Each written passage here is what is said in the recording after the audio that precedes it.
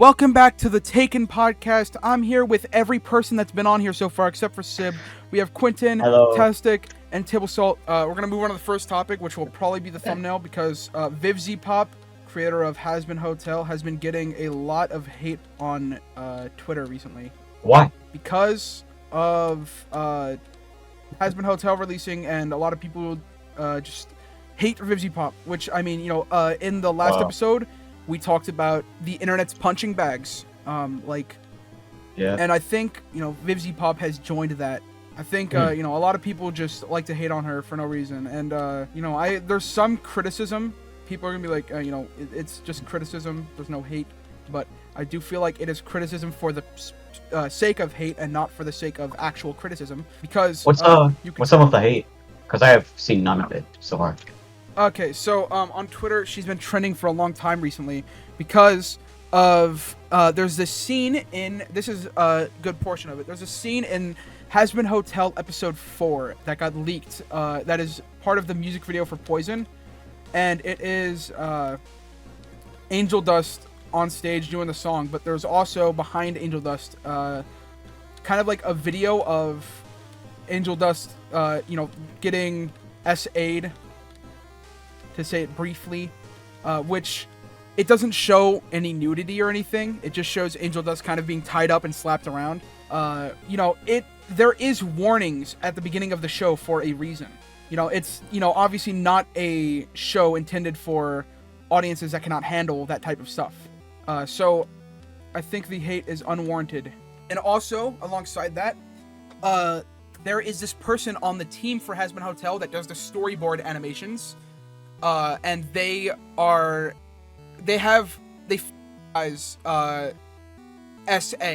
I'm not gonna say the actual thing, but they fetishize it, and their Vivziepop is being criticized for hiring somebody who fetishizes such content.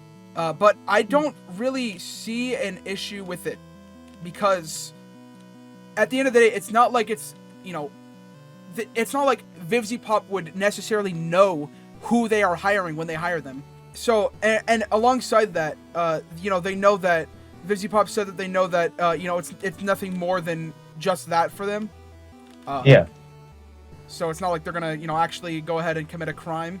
I don't really see an issue with it because it's fictional characters. If it was real stuff, it would be a problem, but it's not. I find it crazy how, it was pretty good. I don't know why people are hating on it, honestly, the show.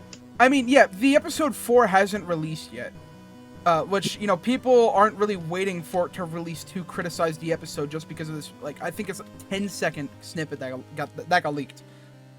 So I don't even know how it got leaked, but it did, and people are criticizing that 10-second snippet. When I feel like, people should wait until the episode releases, watch it for themselves, and form their own opinion, which is, a very popular opinion, but it is one that is correct. So yeah, it's it's not. It's kind of just like guilt of association, which is really stupid, because it's like, you could say guilt of association if they're friends with Hitler, sure, but they're literally just friends with somebody who likes fictional abuse. Yeah.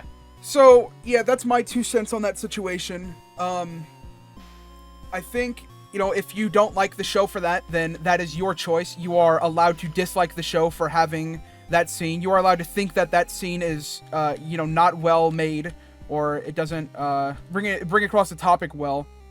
But I don't think you should criticize others for having that, for having a different opinion than you for that. Because, at the end of the day, nobody's being hurt. And, I mean, who really cares? It's literally like a 10-second scene in a long episode, so I just think it's not that big of a deal, honestly. Yeah, it's definitely, made out to be more than it is.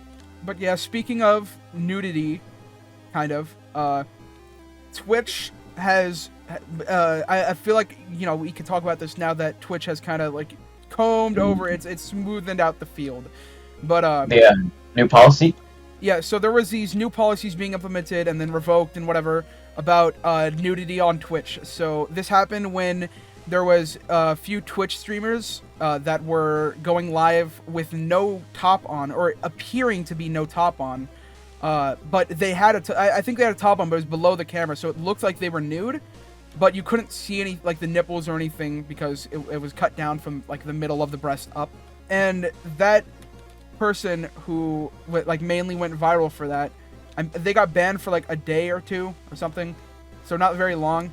But then Twitch changed their rules so that you are allowed to make artistic nudity on Twitch, which was a very, very weird change, because the entire art section on Twitch just became people drawing porn.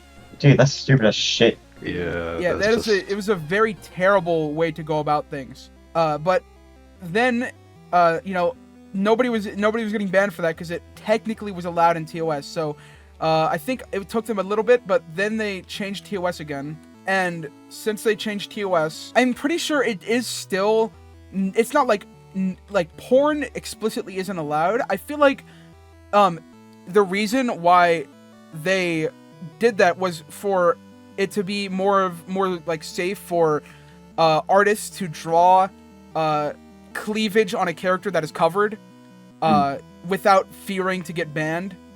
I guess which that is a good, you know, it was a good, Yeah. it was good in that sense, but a lot of people ruined it by just drawing straight up uncensored porn. Yeah. On Twitch. Yeah. Then Twitch changed the TOS so that I think it was something about implied nudity is allowed, and then streamers like not art started going live with black bars on OBS over their private parts. Yeah. And you know, that was shown a lot. There was a lot of it was fake, but like a lot of them had clothes on underneath the black bars. But it, you know, it was just very suggestive. And a lot of these were only allowed if you had a sexual themes tag on, which I don't know. They've never really punished people for not using the right tags before. I feel like it would be good if they made it so there's a tag that was like 18 plus. And you could only see it if, like, you actually made your age 18 plus or something. A lot of people that isn't 18 plus would say they're 18 plus, but... Yeah, I mean, you need age verification for that, then. Yeah. But yeah, there was, like, this whole thing with it. I mean, there was, people that were banned before that, TOS change was implemented, where artistic nudity was allowed, that were unbanned after the artistic nudity was allowed. And I'm pretty sure those people are still unbanned now. I mean, I feel like that's kind of fair, because it was the rules revoked, so... Yeah, I saw this one person on Twitter that said that they were banned for an indefinite amount of time on Twitch, and that that was, like, you know, a huge, you know, it was terrible for them. I think it was a woman, I don't know. But then 2 days after they made that post, they got unbanned, and that was when the TOS changed. They're back, I think. I don't know if they got banned again or something. Because, I mean, being banned on Twitch is super harsh. When you get banned on Twitch, you're not allowed to be on other Twitch streams. Like, let's say, you know, IShowSpeed was banned. So if he appeared on Aiden Ross's stream, then Aiden Ross would get banned for that. I would be happy with that, honestly. Yeah, I don't know. It's definitely weird in a lot of ways, because there's streamers that get unbanned or that get banned unfairly, and I mean, I think I've seen a few streamers get banned for switching to YouTube or something, which is weird. You know, speaking of IShowSpeed, he was unbanned on Twitch recently, but I think he's still streaming on YouTube, which I think is a better move. I don't think he would get more viewers on Twitch, because, you know, he's already grown so big on YouTube. YouTube live streaming isn't big unless you are an already established YouTube live streamer, I think. Imagine how much money he will make from Kick, though. That would be crazy. Yeah, but I mean, Kick doesn't have most of the viewers. Yeah. It'd probably be around the same, since, you know, most of your viewers won't even go there. Something funny would be if you streamed on, like, YouTube or Twitch or something, and then you had affiliate on Kick, and you were like, hey, viewers, go over to Kick and subscribe there instead of subscribing on YouTube, so that you'd get more money for that. But then, you know, 5% of that would go to gambling or whatever, so, I mean, then there would be the crowd that isn't good with that. I'm sure there's, you know, multiple donation websites where you can get all your revenue. I think Twitch is gonna die soon, if I'm gonna be honest. Not like soon, but eventually they're gonna die out. They're gonna start dying out. Yeah, I think that's possible. So there was a lot of political things surrounding GTA 6's trailer when it released, of course. You know, it's same with GTA 5 when that released. Yeah. And GTA Of 3. course. And the politics around it there was some streamers that were saying, like, if you respect your religion, you're not going to play this game because of, you know, the nudity or whatever. The big fat girl shaking their ass, whatever, in the game. Which, I mean, you know, if you're not going to play the game, then whatever. I mean, more for me. Yeah. No, you know, Missing out. it's your choice if you want to play the game or not. But a lot of people were trying to boycott the game, I'm pretty sure, because they were saying that that Rockstar Games supports Israel for some reason, even though there's nothing to suggest that. It was a really weird situation. It was like blowing up too. That's weird. Rockstar Games made a post saying that it was coming to PS5 and Xbox Series X/S in 2025, but there was no mention of PC at all. It is on the table whether GTA 6 will get released on PC day one. I hope it does, because they would lose out on so much money if they didn't. Yeah, but they'd also, I feel like they'd get that money anyway when it releases on PC, because they have like this, I think they have like this deal or something with Sony that says that they can't, you know, release it. I don't know the situation, but I know that they probably have a deal with something that says they can't release it on PC for a while, so that console sales will skyrocket. And all I know is that if that happens, I'm gonna be renting my nephew's Xbox Series S when the game releases. I'll pay him like I don't know, I forget how much money he said, $5 to $15, and then $5 every day that I have it. So I mean, that was a pretty good deal. I was willing to pay $100. So I'm gonna beat GTA 6 no matter what. I'm not getting spoiled for anything, bro. I will go black on all media forever if I have to. Dude, I have no idea how I'm going to play GTA 6, because I don't have a Series S either. I hope it releases on cloud gaming. Oh, actually, yeah. Because if it does, you know, a lot of people would be willing to pay for that before. On, like, Xbox cloud gaming. Or, I don't know if... by then, PlayStation will probably have a cloud gaming software for PC, too. If it releases on either of those, that's, you know, obviously going to be a good thing. I feel like, you know, the more people that can play GTA 6 when it releases, the better. Even though I don't know if Rockstar has those same feelings towards it. All I know is I'm playing it day one no matter what. I'll find a way. What if you just, like, use an emulator? I don't think there's going to be emulators for PS5 and Xbox Series X by then. It's only in a couple more years. No, like 1 more year. I hope I can play it. Also, I haven't seen anybody say this, but in the GTA 6 build that leaked all that time ago, there was, in that leaked build, there was a lot of information about like computer graphics cards. Yeah, so it looks like they were testing it out on like GTX 1050s and stuff to see how it would run. Which means there is hope for it releasing on PC day one. But they're definitely working on something PC related. You know, whether it's gonna release there day one or not.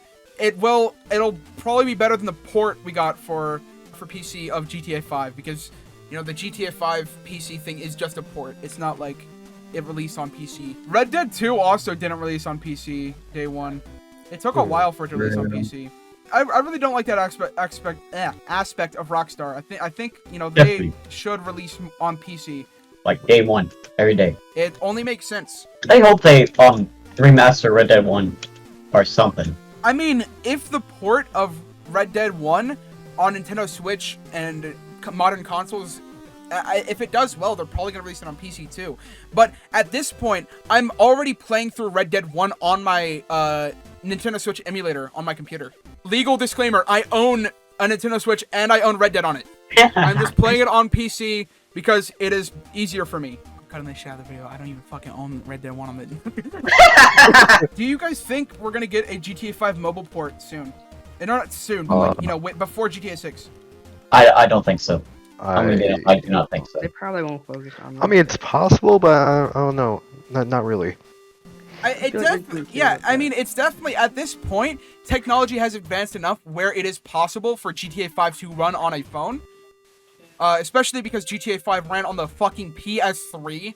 That's crazy, dude. That's still crazy. I mean, it is, you know, an obviously much downgraded version from the version we have today, but it still ran on the PS3. Do you think we're gonna get to a point eventually where GTA 6 will be on mobile phones? I mean, like, you know, just at any time. I feel like at this point, we don't really need much better PC hardware. I mean, like, obviously it's still gonna keep getting better and better, but at this point, it is unnecessary to have better computer hardware. So I feel like mobile hardware will be, you know, there'll probably be a era where mobile hardware is expanding by a lot. Speaking of mobile hardware, the Nintendo Switch, I'm pretty sure it was leaked or something, that the Nintendo Switch 2, or whatever it's going to be called, people have been saying Super Nintendo Switch, I don't know.